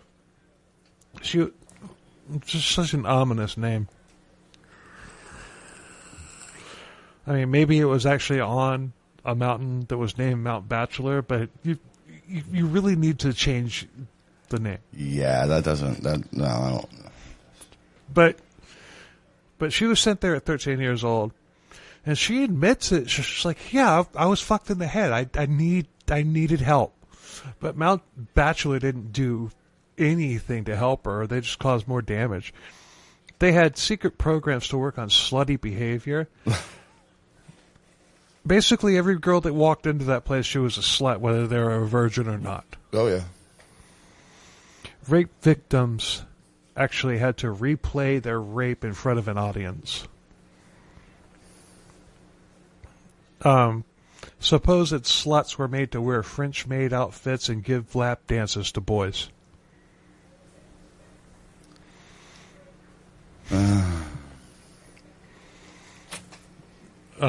Yeah. Yeah. And programmed with propaganda, I mean, it's just, they were programmed with like propaganda and everything to say to anybody that might come in and inspect us. But guess who was the main funding of this particular camp as well as others? I don't know. Bain Capital. Okay. You know who runs that? No. Mitt Romney. Yeah. Former presidential candidate, current governor of Utah. Or no, he's not the governor. He's a senator. I think. I don't know. He might be governor. I don't give a shit. He's a piece of shit. Dude, I want off this planet, man. This shit's... Co-chairs of finance with a Bain Capital are Melvin Sembler that we talked about earlier, and Robert Litchfield. Litchfield ran the WASP program, which was a TTI program that was featured in the documentary The Program that came out earlier this year. Litchfield started at Provo and then branched out on his own. WASP came up with the level system. You know, it was a hierarchy system that put kids in charge of other kids. Torture techniques is like water deprivation. All of this, and all of this conditioning to make you believe that it's actually fucking helping you. Fuck. We're getting close to the end. Litchfield was sued for abuse, and it was unsuccessful. But WASP actually folded ultimately, and this isn't Blackie Lawless. I think Blackie Lawless would really frown on them using his name. Yeah, I believe so. Blackie Lawless is a good dude. Yeah. Like heavy metal meatloaf. Yeah, right. I mean, dude, yeah, you know, in the age of glam, he was like one of the ugliest dudes. He's got an awesome voice, though. Yeah, no. That. Yeah, we saw him in concert a couple years ago. Or, no, about a year and a half ago. I don't know. But we saw him lip sync, but I didn't say that. Whatever. No, it was still a good show. Don't get me wrong. It was still a good show. It was. I don't, the whole backing track thing, dude, I don't care about it. You do what you do to put on the best show you can, dude, and it's fine. Exactly. But you know what? He admitted, he's just like, yeah, I have backing tracks going on, but I'm singing over them. I mean, I think at that show that we saw, I think he was singing sometimes, but sometimes he weren't. You know, it is what it is, and it don't matter. Like an animal when we were outside. Yeah.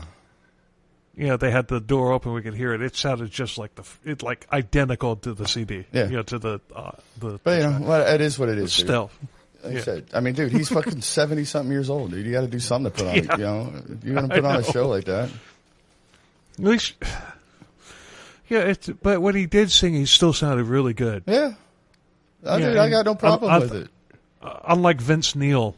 Let's not even go there. Let's just stop, move on. Let's finish this up. I got shit to do. Since I slept all day and did nothing, I need to fucking do something tonight. Well, I just threw that in as a palate cleanser for you. Okay. Because you're getting a little rough there. Yeah, dude, this is killing me, dude. Anyway, moving on.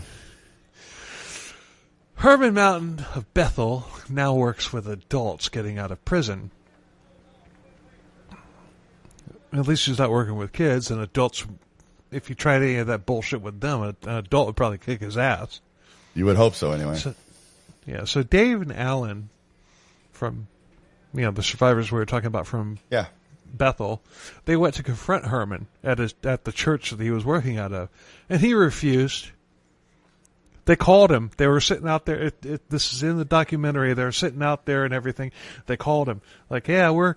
a couple Bethel boys, we want to talk to you. They hung up on him. They hung up on him? Yeah, of course he did. Yep. Cowards. Chicken shit. So they had some signs made up. It's like, why did you abuse me? I deserve better and stuff like that. And they held them up and everything. I know he saw him.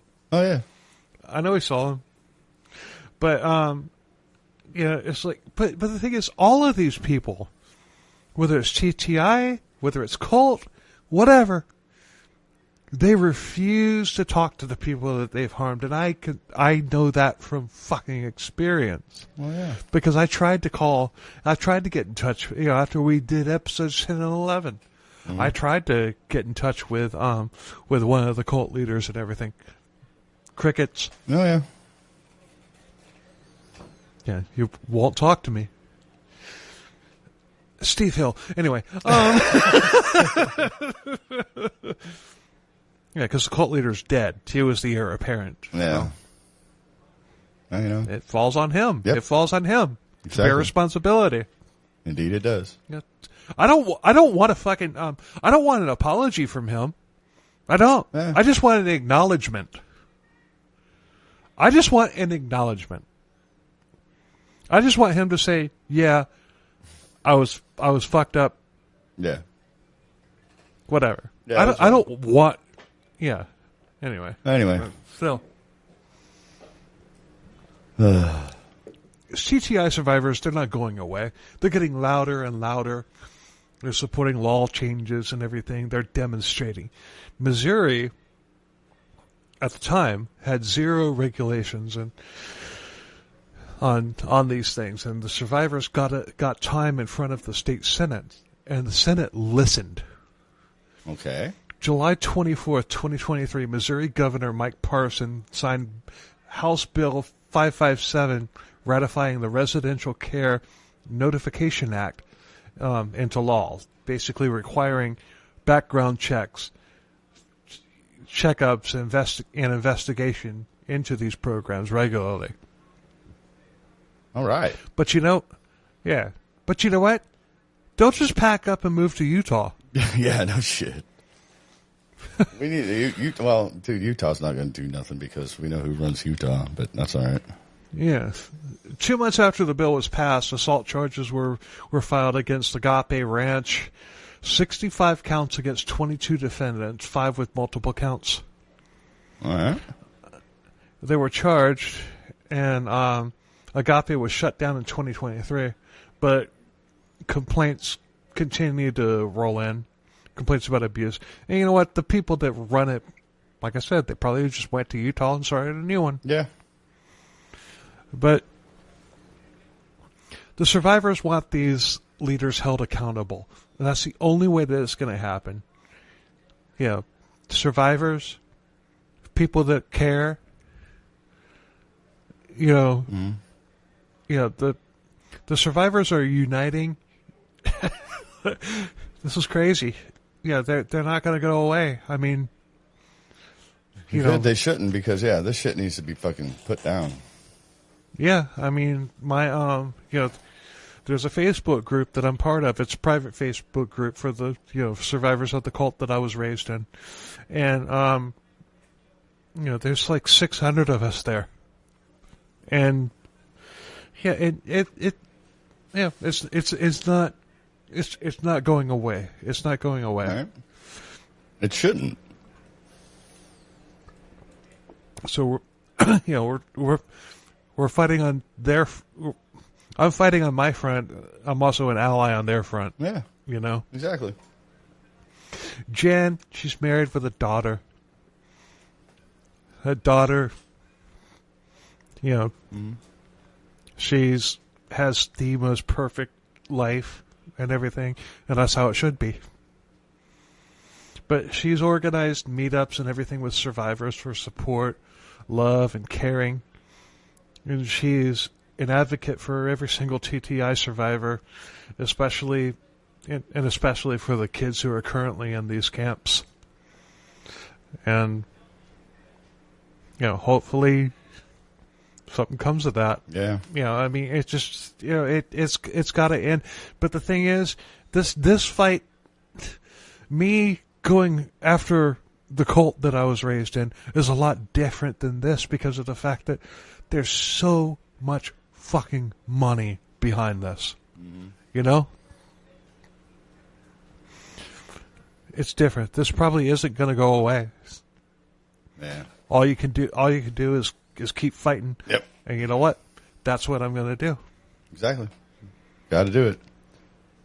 Mic drop. Mic drop. And we're done. All right.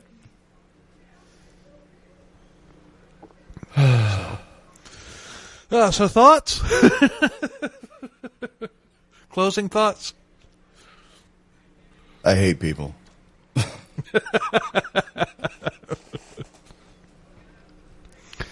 I just the fact that I don't know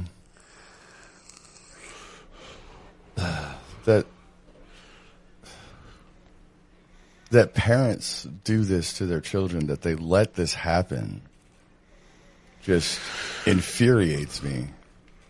Yeah, it does, but at the same time, they're reaching out for help. They find people that think that they're gonna help.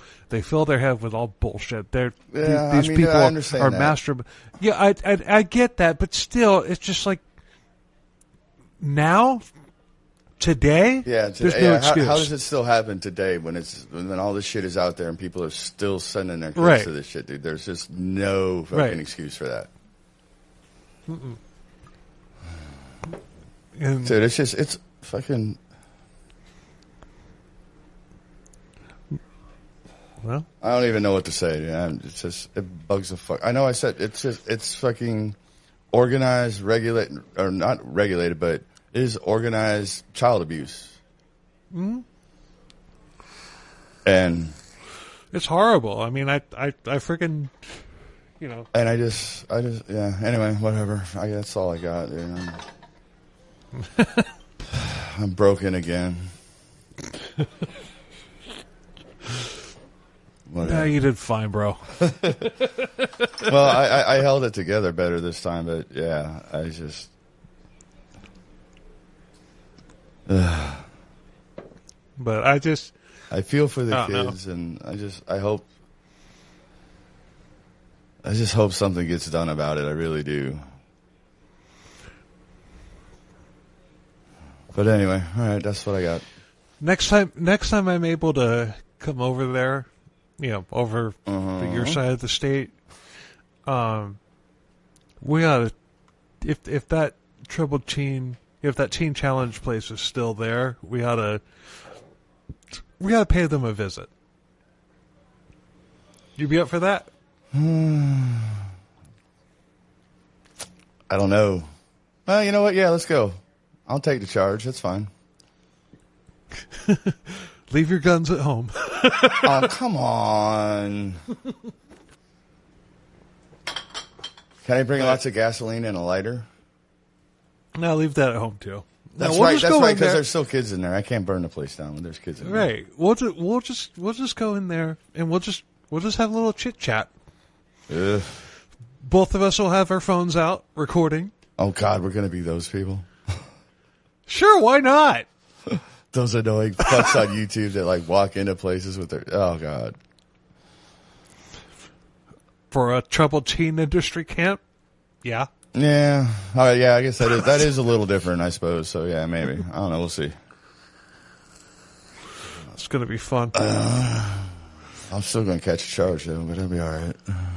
Huh? I said I'll still catch a charge though, but it'll be all right. Nah. We just want to talk to him. That's it. No, that's not it. But they'll throw us out. Of course they will, dude. We won't even get in the door. What are you talking about? We'll both walk in there with CKCB T-shirts on. Yeah, right. Yeah, they won't even let us in the door, bro. But you know what? That's documentation. Yep. Whatever happens, that's documentation. And if they don't talk to us, that just proves that, hey, there's something shady going on here. Yes, it does. Which we already knew, but of course. Still. Yeah, right. We know that, but anyway. But, all right. Fuck. Anyway, thanks a lot for listening. Hope you enjoyed it. Check us out on Facebook. All the links are there. God damn it. I suck at this. Paul was great at this. All right.